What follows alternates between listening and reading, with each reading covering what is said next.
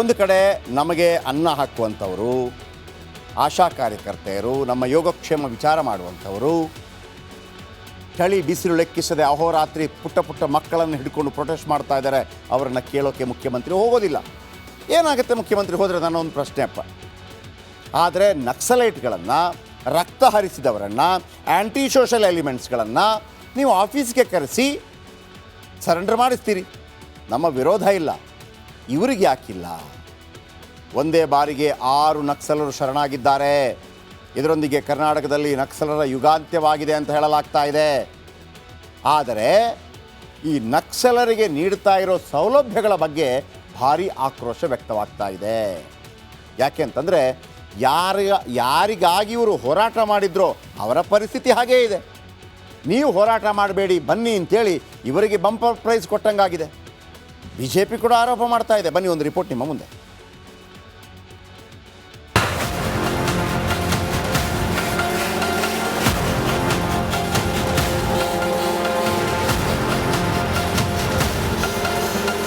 ನಕ್ಸಲ್ ಮುಕ್ತ ಭಾರತ. ಪ್ರಧಾನಿ ನರೇಂದ್ರ ಮೋದಿ ಅವರ ನಕ್ಸಲ್ ಮುಕ್ತ ಭಾರತದ ಕನಸಿಗೆ ಕರ್ನಾಟಕವೇ ಮೊದಲ ಮೆಟ್ಟಿಲಾಗಿದೆ. ಗಂಧದ ಗುಡಿಯಲ್ಲಿ ನಕ್ಸಲರ ಆಟ ಕೊನೆಗೂ ಬಂದ್ ಆಗಿದೆ. ಮೋಸ್ಟ್ ವಾಂಟೆಡ್ ಕೆಂಪು ಉಗ್ರರು ಬಂದೂಕು ಕೆಳಗಿಳಿಸಿ ತಲೆಬಾಗಿದ್ದಾರೆ. ಬಂದೂಕು ಬಿಟ್ಟು ನಾಡಿಗೆ ಬಂದ ನಕ್ಸಲರು ಚಿಕ್ಕಮಗಳೂರು ಬದಲು ಬೆಂಗಳೂರಲ್ಲಿ ಸರೆಂಡರ್. ಕರ್ನಾಟಕದ ಮುಂಡಗಾರು ಲತಾ, ಸುಂದರಿ, ಜಯಣ್ಣ, ವನಜಾಕ್ಷಿ, ಕೇರಳದ ಜೀಶಾ ಹಾಗೂ ತಮಿಳುನಾಡಿನ ಕೆ ವಸಂತ ರಕ್ತಪಾತದ ಕರಾಳ ಅಧ್ಯಾಯಕ್ಕೆ ತೆರೆ ಎಳೆದಿದ್ದಾರೆ. ಬೆಂಗಳೂರಿನಲ್ಲಿ ಸಿಎಂ ಸಿದ್ದರಾಮಯ್ಯ ಮುಂದೆ ಮಂಡಿಯೂರಿದ್ದಾರೆ. ನಕ್ಸಲ್ ಶರಣಾಗತಿ ಪುನರ್ವಸತಿ ಸಮಿತಿ ಸಮ್ಮುಖದಲ್ಲಿ ಒಟ್ಟು 6 ಕೆಂಪು ಉಗ್ರರು ಸಿಎಂ ಮುಂದೆ ಶರಣಾಗತಿಯಾಗಿದ್ದಾರೆ.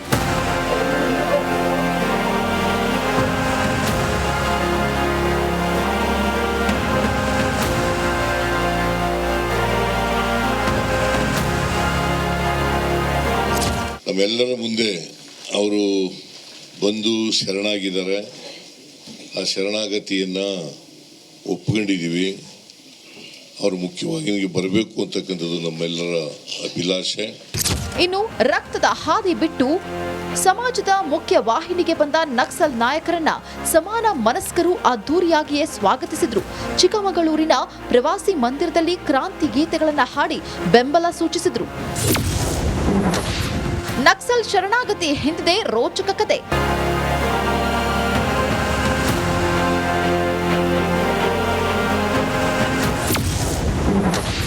ನಕ್ಸಲರಿಗೆ ಎನ್ಐಎ ಬಲೆ. ಮೂಲಗಳ ಪ್ರಕಾರ ಎನ್ಐಎ ಶರಣಾಗತಿಯಾದ 6 ನಕ್ಸಲರನ್ನ ಟ್ರ್ಯಾಕ್ ಮಾಡ್ತಿದ್ದಂತೆ. ಯಾವುದೇ ಕ್ಷಣದಲ್ಲೂ ಅರೆಸ್ಟ್ ಮಾಡುವ ಸಾಧ್ಯತೆ ಇತ್ತು ಎನ್ನಲಾಗ್ತಿದೆ. ಎನ್ಐಎ ಪ್ಲಾನ್ ಕೂಡ ಈ ಕೆಂಪು ಉಗ್ರರಿಗೆ ಗೊತ್ತಾಗಿತ್ತಂತೆ.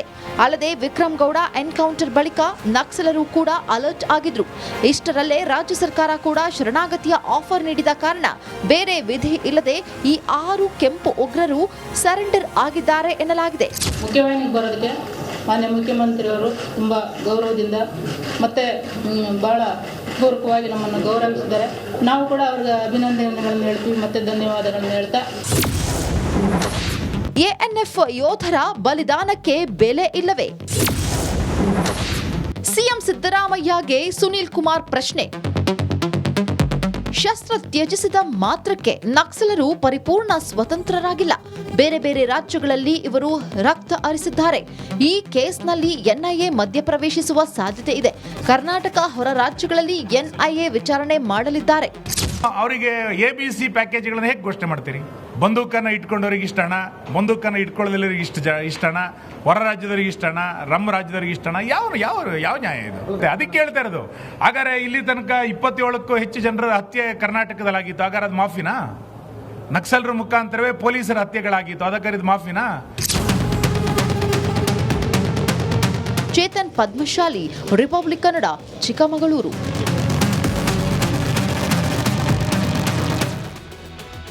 ನೋಡಿ, ಸುನೀಲ್ ಕುಮಾರ್ ಕೇಳಿದಂಥ ಒಂದು ಪಾಯಿಂಟ್, 27 ಜನ ಹತರಾಗಿದ್ದಾರಲ್ಲ, ಯಾರ ಮುಖಾಂತರ? ಇವರ ಮುಖಾಂತರ. ಇವರು ಯಾರು ಹತರನ್ನಾಗಿ ಮಾಡಿದ್ದು? ಯಾರನ್ನು ಸಾಯಿಸಿದ್ದು? ಪೊಲೀಸರನ್ನು ಸಾಯಿಸಿದ್ದು, ಬೇರೆಯವರನ್ನು ಸಾಯಿಸಿದ್ದಾರೆ. ಇವರು ಯಾರಿಗಾಗಿ ಹೋರಾಟ ಮಾಡಿದ್ರು ಅವ್ರಿಗೇನಾದರೂ ಸಿಗ್ತಾ ಇಲ್ಲಿ ತನಕ? ಮತ್ತು ಇವ್ರನ್ನ ಕರೆದುಬಿಟ್ಟು ನೀವು ಚಿನ್ನಾರನ್ನ ಅಂತ ದುಡ್ಡು ಕೊಡ್ತೀನಿ, ಬಾ ಪ್ಯಾಕೇಜ್ ಕೊಡ್ತೀನಿ ಅಂದರೆ ಪ್ರಶ್ನೆ ಮಾಡಲೇಬೇಕಲ್ವಾ? ಸರ್ಕಾರ ಒಂದು ವೇಳೆ ಯಾರಿಗಾಗಿ ಇವರು ಹೋರಾಟ ಮಾಡ್ತಾಯಿದ್ರು ಅವರಿಗೆ ವ್ಯವಸ್ಥೆಯನ್ನು ಮಾಡಿದರೆ ಈ ಹೋರಾಟಗಳೇ ಆಗ್ತಾಯಿಲ್ಲ. ನಂಬರ್ 1.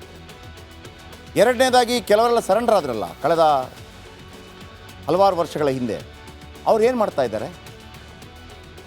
ಆ್ಯಂಟಿ ಸೋಷಲ್ ಎಲಿಮೆಂಟ್ಸ್ಗಳಾದರೆ ಅಂಥವರನ್ನು ಕೂಡ ಸುಟ್ಟಾಕೋದೇ ಬೆಸ್ಟು. ಯಾಕೆ ಬೇಕವರು? ಈಗ ಪೊಲೀಸರು ಆ್ಯಂಟಿ ನಕ್ಸಲ್ ಫೋರ್ಸು ANF ಯಾರಿಗಾಗಿ ಹೋರಾಟ ಮಾಡಿದ್ದು? ಈ ಸಮಾಜದ ಸುರಕ್ಷತೆಗಾಗಿ. ಅವರನ್ನು ಇದೇ ನಕ್ಸಲೈಟ್ಗಳು ಕೊಂದು ಹಾಕಿದ್ದಾರಲ್ಲ ಕೆಲವ್ರನ್ನ. ಹಾಗಿದ್ರೆ ಅದಕ್ಕೊಂದು ಶಿಕ್ಷೆ ಬೇಕಲ್ವಾ?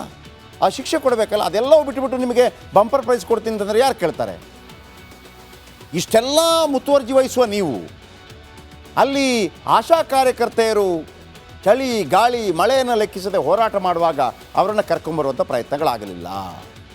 ಆದರೆ ಖುಷಿ ಇದೆ, ಕರ್ನಾಟಕ ರಾಜ್ಯದಲ್ಲಿ ನಕ್ಸಲಿಸಮ್ ಮುಗಿದು ಹೋಯಿತು. ರೆಡ್ ಕಾರಿಡಾರ್ ಅಂತ ಕರೀತಾರೆ ನಕ್ಸಲಿಸಮ್ ಭಾಷೆಯಲ್ಲಿ. ರೆಡ್ ಕಾರಿಡಾರ್ ಅದು ಮುಗಿದು ಹೋಯಿತು. ಹಾಗಾಗಿ ಒಂದು ಸಮಾಧಾನ ಇದೆ. ಇವರಿಗೆ ಏನು ಕೊಡ್ತಾರೆ ಅದರ ಬಗ್ಗೆ ನಿಮಗೆ ಹೇಳ್ತಾ ಹೋಗ್ತೀನಿ. ಮಾಜಿ ನಕ್ಸಲರಿಗೆ ಕಾಂಗ್ರೆಸ್ ಸರ್ಕಾರದಿಂದ ಬಂಪರ್ ಆಫರ್. 3 ಕ್ಯಾಟಗರಿ ಮಾಡಿದ್ದಾರೆ. ABC. ಈ ಸಿನಿಮಾದಲ್ಲಿ ಒಂದು ಕ್ಯಾಟಗರಿ ಮಾಡ್ತಾರೆ, ABC ಹೇಳಿ. ಅದೇ ಥರ ABC ಕ್ಯಾಟಗರಿಯಲ್ಲಿ ಪ್ಯಾಕೇಜ್ ಘೋಷಣೆ ಆಗಿದೆಯಂತೆ. ಹೇಗೆ? ಎ ಅಂದರೆ ರಾಷ್ಟ್ರೀಯ ಮಟ್ಟದ ನ್ಯಾಷನಲ್ ವೈಸ್ ದೊಡ್ಡ ಲೀಡ್ರು, ಅವ್ರಿಗೊಂದು ಪ್ಯಾಕೇಜ್. ರಾಜ್ಯ ಮಟ್ಟದ ಕೇಡರ್ ಅವ್ರಿಗೊಂದು ಪ್ಯಾಕೇಜ್. ಈ ಥರ ಎ ಕ್ಯಾಟಗರಿಯ ನಕ್ಸಲರಿಗೆ 7.5 ಲಕ್ಷ ಪ್ಯಾಕೇಜ್ ಕೊಡ್ತಾರೆ. ಬಿ ಅಂದರೆ ಜಿಲ್ಲಾ ಕೇಡರ್, ಅವರಿಗೆ 5 ಲಕ್ಷದ ಪ್ಯಾಕೇಜ್ ಕೊಡ್ತಾರೆ. ಸಿ ಅಂದರೆ ಸ್ಥಳೀಯ ಕೇಡರ್, ಇವರಿಗೆ 4 ಲಕ್ಷದ ಪ್ಯಾಕೇಜ್ ಕೊಡ್ತಾರಂತೆ. ಆದರೆ ಪ್ಯಾಕೇಜ್ ಹಣವನ್ನು ಒಮ್ಮೆಲೇ ನೀಡುವುದಿಲ್ಲ. ಶರಣಾಗತಿ ಆದಾಗ ಅರ್ಧ ಹಣ ನೀಡಲಾಗುತ್ತೆ. 2 ವರ್ಷ ಕಳೆದ ಬಳಿಕ ಉಳಿದ ಹಣದ ಅರ್ಧ ಭಾಗವನ್ನು ನೀಡಲಾಗುತ್ತೆ. 3 ವರ್ಷದ ಬಳಿಕ ಉಳಿದ ಹಣವನ್ನು ಕೊಡ್ತಾರೆ. ಆಮೇಲೆ ತಮ್ಮ ಶಸ್ತ್ರಾಸ್ತ್ರವನ್ನು ಒಪ್ಪಿಸಿದರೆ ಹೆಚ್ಚುವರಿ ಬೋನಸ್ ಕೂಡ ನೀಡಲಾಗುತ್ತೆ. ಇದು ನನಗೆ ಅರ್ಥ ಆಗ್ತಾ ಇಲ್ಲ. ಶಸ್ತ್ರಾಸ್ತ್ರಗಳನ್ನು ಒಪ್ಪಿಸಿದ್ರೆ ಅಂದ್ರೇನು? ಹಾಗಿದ್ರೆ ನೀವು ಸರೆಂಡರ್ ಮಾಡಿದ ನಂತರ ಶಸ್ತ್ರಾಸ್ತ್ರ ತಗೊಳ್ಳಲ್ವಾ? ಅದು ಕಿತ್ಕೋಬೇಕಲ್ವಾ? ಮುಖ್ಯವಾಹಿನಿಯಲ್ಲಿ ಬದುಕ್ತಾರೆ ಅಂತಂದರೆ ಆರಾಮ್ಸೆ ಬದುಕಬೇಕಲ್ವಾ? ಆಮೇಲೆ ಫಸ್ಟ್ ಆಫ್ ಆಲ್ ಕರ್ನಾಟಕದಲ್ಲಿ ನಕ್ಸಲಿಸಮ್ ಆರಂಭ ಮಾಡುವಂಥ ಅಗತ್ಯನೇ ಇರಲಿಲ್ಲ. ನೀವು ಯಾರು ಏನು ಹೇಳ್ಕೊಳ್ರಿ? ನಕ್ಸಲಿಸಮ್ ಆರಂಭ ಇಲ್ಲೂ ಒಂದು ಬೇಕು ಅಂತ ಮಾಡಿದ್ದು ಬಿಟ್ಟರೆ, ನಿಮಗೆ ಪಶ್ಚಿಮ ಬಂಗಾಳದಲ್ಲಿ ಆದಂಥ ಶೋಷಣೆಗಳು ಅಂದರೆ ಇದು ಇತ್ತೀಚೆಗೆ ಆಗಿದ್ದಲ್ವಾ? 50s, 60s, 70s ಎಲ್ಲಾದರೆ ವಿಚಾರ ಬೇರೆ. ಆಗ ಪರಿಸ್ಥಿತಿ ಬೇರೆ, ಈಗ ಪರಿಸ್ಥಿತಿ ಬೇರೆ ಇದೆ. ಆದರೆ ನಮ್ಮ ಕಳಕಳಿ, ನೀವು ಈಗ ಉದ್ಯೋಗ ಮಾಡೋದಿದ್ರೆ ಕಡಿಮೆ ಬಡ್ಡಿಗೆ 5 ಲಕ್ಷ ಸಾಲ ಕೊಡ್ತಾಯಿದ್ದೀರಿ, ಓಕೆ. ಕೇಸ್ ವಿಚಾರಣೆಗೆ ಫಾಸ್ಟ್ ಟ್ರ್ಯಾಕ್ ಕೋರ್ಟ್ ಸ್ಥಾಪನೆ ಮಾಡ್ತಾಯಿದ್ದೀರಿ, ಓಕೆ. ಆದರೆ ಆ ಕಾಡಲ್ಲಿದ್ದ ಮಕ್ಕಳಿದ್ರಲ್ಲ, ಮಲೆ ಕುಡಿಯ ಮಕ್ಕಳು, ಕಾಡಂಚಿನ ಮಕ್ಕಳು, ಕಾಡಿನ ಉತ್ಪನ್ನಗಳನ್ನು ತಿಂದು ಬದುಕ್ತಾ ಇದ್ದಂಥವರು, ಅವರನ್ನು ನೀವು ಬೇರೆ ಕಡೆ ಹೋದರೆ ಅವ್ರಿಗೆ ಆಗತ್ತಾ? ಆಗೋದಿಲ್ಲ. 1980ರಲ್ಲಿ ಆ್ಯಕ್ಟ್ ಬಂದಿದ್ದು, ಅವರನ್ನು ಒಕ್ಕಲೆಬ್ಬಿಸೋ ಪ್ರಯತ್ನಗಳಾಯಿತು. ಅವರಿಗೆ ಏನೂ ಇಲ್ಲ. ಇದು ಲಾಭ ಮಾಡ್ಕೊಂಡಿದ್ಯಾರು? ಇದು ಹೆಂಗೆ ಅಂತಂದರೆ, ನಾನು ನಿಮ್ಮ ಪರವಾಗಿ ಹೋರಾಟ ಮಾಡ್ತೀವಪ್ಪ ಅಂತ ಹೋದೆ, ಪೊಲೀಸರು ಬಂದರು, ಅವರ ವಿರುದ್ಧ ಅಟ್ಯಾಕ್ ಮಾಡಿದೆ. ನಮ್ಮವರು ಕೆಲವರು ಹೋದರು. ಲಾಸ್ಟಿಗೆ ಸರೆಂಡರ್ ಆಗ್ರಪ್ಪ ಅಂತ ನನಗೆ ಹೇಳಿದರು. ನಾನು ಸರೆಂಡರ್ ಆದೆ. ಗನ್ ಬೇಕಿದ್ರೆ ಬೇಕು ಅಂತಂದರೆ ಒಂದು 7.5 ಲಕ್ಷನೇನೋ ಕೊಡ್ತಾರೆ. ನಾನು ಸೆಟ್ಲಾದೆ, ನಕ್ಸಲೈಟ್ ಸೆಟ್ಲಾದೆ. ಯಾರಿಗಾಗಿ ಹೋರಾಟ ಮಾಡಿದರೆ ಅವರು ಸೆಟ್ಲಾದ್ರಾ? ಅವರ ಸಮಸ್ಯೆ ಮುಗೀತಾ?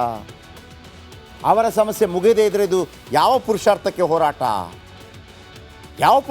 ಹೋರಾಟ? ಮೊನ್ನೆ ಸೂಪರ್ 3ಯಲ್ಲಿ CM ತವರ್ನಲ್ಲಿ ಒಂದು ಬಹಿಷ್ಕಾರ ಕತೆ ನಿಮ್ಗೆ ತೋರಿಸಿದೆ ನಾನು. 4 ವರ್ಷದಿಂದ ಆ ಬಹಿಷ್ಕಾರವನ್ನು ತೆಗೆಯೋಕ್ಕೆ ಈವನ್ CM ಇದ್ದೂ ಆಗಲಿಲ್ಲ. ಯಾವಾಗ ಸೂಪರ್ 3 ವೇದಿಕೆಯಲ್ಲಿ ರಿಪಬ್ಲಿಕ್ ಕನ್ನಡದ ಮುಖಾಂತರ ಆ ಸುದ್ದಿ ಹೋಯ್ತೋ, 4 ಗಂಟೆಯಲ್ಲಿ ಪ್ರಾಬ್ಲಮ್ ಸಾಲ್ವ್ ಆಯಿತು. ಯಾಕೆ ಸಾಲ್ವ್ ಆಯಿತು ಅಂತಂದರೆ, ಆ ಪ್ರಾಬ್ಲಮ್ನ ನಾವು ಕಿರುಚಿ ಗಂಟಲು ಶೋಷಣೆ ಮಾಡಿಕೊಂಡು ಕಿರುಚಿ ಹೇಳಿದ್ವಿ.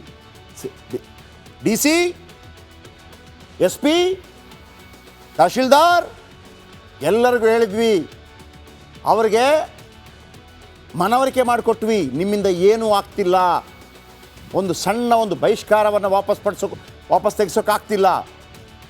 ಅವರ ಕೆಲಸ ಜಾಗೃತ ಆಯಿತು, ಹೋದರು. 4 ಗಂಟೆಯಲ್ಲಿ ಪ್ರಾಬ್ಲಮ್ ಸಾಲ್ವ್ ಆಯಿತು. ಹೆಮ್ಮೆ ಪಡಬೇಕಾ ಬೇಡ? ಹೆಂಗಾಯಿತು? ಯಾಕೆಂದರೆ ಸಂವಿಧಾನಬದ್ಧವಾಗಿ ಆಯಿತು, ಕಾನೂನುಬದ್ಧವಾಗಿ ಆಯಿತು. ಈಗಲೂ ಹೇಳ್ತಾ ಇದ್ದೀನಿ, ಯಾರು ಮಲೆ ಕುಡಿಯರಿದ್ದಾರೆ ಅಥವಾ ಕಾಡಂಚಿನ ಜನಗಳಿದ್ದಾರೆ, ಅವ್ರಿಗಾಗಿ ಹೋರಾಟ ಮಾಡುವವರು ಸಂವಿಧಾನಬದ್ಧವಾಗಿ ಹೋರಾಟ ಮಾಡಿ, ಕಾನೂನುಬದ್ಧವಾಗಿ ಹೋರಾಟ ಮಾಡಿ, ಜಯ ಸಿಕ್ಕೇ ಸಿಗತ್ತೆ. ಹಿಂಸೆಯಿಂದ ಏನೂ ಮಾಡೋಕ್ಕಾಗಲ್ಲ. ಹಿಂಸೆಯಿಂದ ಯಾರು ಏನು ಗಳಿಸ್ಕೊಳ್ಳೋಕ್ಕಾಗೋದಿಲ್ಲ. ಒಂದು ವೇಳೆ ಗಳಿಸ್ಕೊಂಡ್ರೂ ಕೂಡ ಅದು ಶಾಶ್ವತವಾಗಿರೋದಿಲ್ಲ. ನೆಕ್ಸ್ಟ್, ಇನ್ನು ರಾಜಕಾರಣಿಗಳು ಎಂತೆಂಥ